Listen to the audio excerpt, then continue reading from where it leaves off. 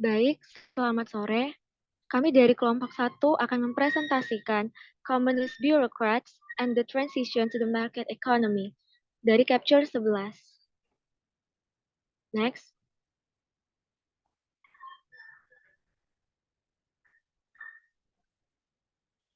Kelompok satu terdiri dari Julia Putri Anggraini dengan NPM 044, Imrawatul Fadila dengan NPM 061, Lucy Sita dengan NPM 151, Grace Yohana dengan NPM 169, Sinta Aurelia dengan NPM 257, dan Nabila Oktaviani dengan NPM 260.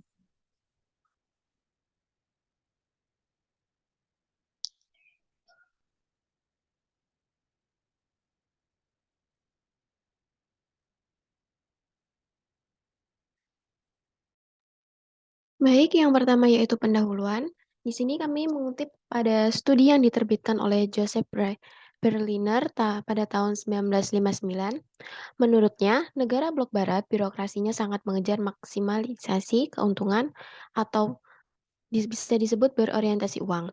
Sedangkan negara blok timur atau Uni Soviet berusaha memaksimalkan persediaan. Namun di sini apabila ditelaah lebih dekat, kedua jenis dari kondisi ekonomi dua blok tersebut memiliki perilaku yang sesuai dengan prinsip ekonomi. Keduanya berperilaku sangat rasional serta efisien. Hanya saja perbedaan terletak pada lingkungan dari kedua blok tersebut untuk memaksimalkan fungsi tujuan mereka. Bagi blok barat, fungsi tujuan melibatkan maksimalisasi laba. Oleh karena itu, mereka mencoba untuk menjaga biaya serendah mungkin sambil memproduksi output tertentu. Sedangkan apabila dilihat untuk di blok timur sendiri, yaitu Uni Soviet, lingkungannya sangat sedikit jelas-jelas sangat berbeda atau berbanding terbalik dari blok barat ya. Di sini Uni Soviet memiliki tujuan utama adalah untuk pemenuhan target yang ditetapkan oleh otoritas pusat. Apabila gagal mencapai suatu tujuan, di sini dapat disimpulkan bahwa menimbulkan konsekuensi yang sangat negatif. Bisa dibayangkan seperti dipindahkan ke lokasi yang sangat dingin di Siberia. Next. Baik, selanjutnya, birokrat pada dasarnya adalah orang yang cukup konservatif. Ini disampaikan oleh David Diker. Dia menyebutkan bahwa birokrat Soviet berjalan atas dua prinsip. Prinsip yang pertama adalah prinsip rasyat.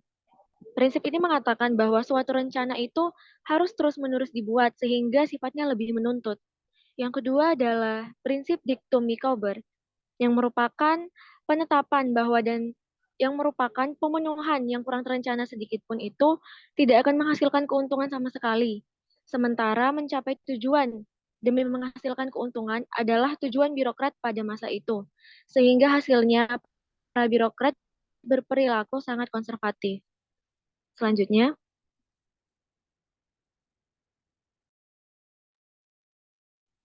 Materi yang pertama pada sebab ini menjelaskan mengenai perilaku yang diharapkan birokrat dari adanya revolusi pada tahun 1980 di Blok Timur. Birokrat menentang adanya revolusi tersebut. Adapun penyebabnya antara lain yang pertama menimbulkan ketidakpastian baru. Yang kedua yaitu karena birokrat berhadapan pada persaingan dari posisi mereka yang relatif aman sebelumnya. Dan yang terakhir karena menghilangkan kemampuan birokrat untuk mendapatkan keuntungan mengenai pengetahuan pada sistem yang ada sebelumnya. Next. Selanjutnya yaitu perilaku para birokrat Blok Timur ketika menghadapi perubahan dramatis di antaranya yaitu yang pertama yaitu perencana atau administrator. Para perencana dan secara umum pejabat tinggi di atas tingkat perusahaan harus menentang restrukturisasi ekonomi yang radikal karena mata pencaharian mereka bergantung pada mereka yang menetapkan aturan yang mencakup persyaratan yang sangat spesifik untuk kinerja ekonomi. Di sisi perencanaan, motivasi untuk menentang perubahan jauh lebih kuat daripada motivasi untuk mendukungnya. Kenapa? Karena secara keseluruhan, lingkungan baru melibatkan penghilangan para perencana dan menggantinya dengan mekanisme pasar. Tidak mengherankan jika para perencana tidak memiliki kecenderungan yang kuat terhadap perubahan. Kemudian yang kedua yaitu manajer. Manajer harus diharapkan lebih bersimpati pada reformasi radikal. Beberapa dari mereka adalah profesional yang baik dan akan dengan senang hati menyingkirkan campur tangan perencana yang terus-menerus dalam keputusan mereka. Di bawah lingkungan baru, mereka dapat mengharapkan peraturan yang lebih sederhana, kriteria evaluasi yang lebih mudah, dan sangat mungkin imbalan finansial yang jauh lebih besar. Secara keseluruhan, mereka dapat diharapkan untuk memilih sistem di mana Anda memenuhi aturan pasar yang objektif atau memaksimalkan keuntungan daripada mencoba memenuhi banyak aturan manusia yang seringkali bertentangan. Manajer umumnya akan mendukung perubahan karena di bawah aturan baru remunerasi baru mereka mungkin jauh lebih tinggi dari sebelumnya. Tentu saja imbalan tidak perlu dinyatakan hanya dalam bentuk uang, mereka dapat terdiri dari hak istimewa khusus, perolehan kekuasaan, atau peningkatan status sosial. Next.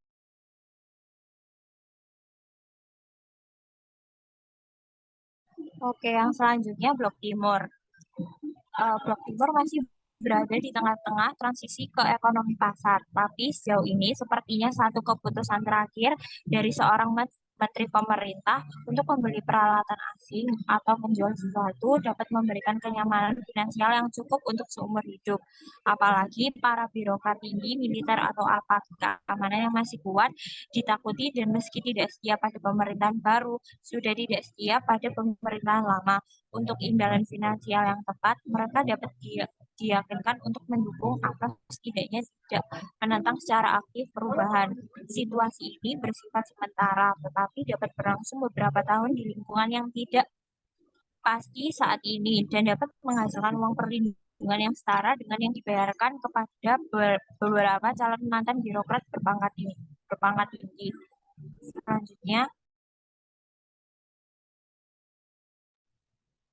Selanjutnya, terdapat beberapa prediksi yang terjadi. Prediksi pertama yaitu banyak perencana menentang perubahan, tetapi beberapa perencana yang berpangkat sangat tinggi tampaknya mengumpulkan banyak kekayaan, seperti rumor berlimpah, misalnya tentang kesepakatan senjata oleh mantan Perdana Menteri Soviet dan tentang kekayaan yang diamankan oleh seorang mantan Polandia atau Perdana Menteri.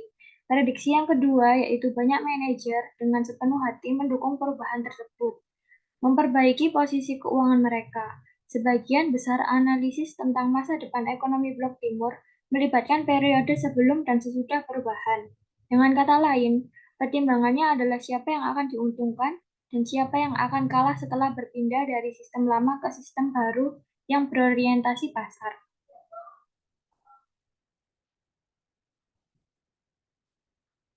Penutup atau kesimpulan dari kelompok kami yaitu secara keseluruhan para manajer benar-benar mendukung perubahan, sementara para perencana atau administrator jauh lebih tidak mendukung realitas ekonomi baru.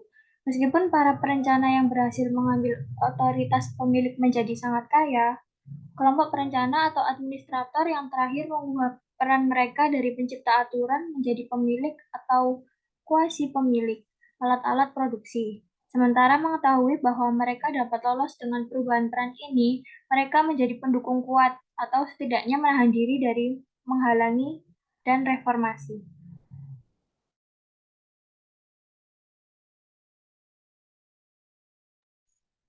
Baik, sekian presentasi dari kelompok kami. Apabila ada kesalahan kata, kami mohon maaf. Sekian dan terima kasih.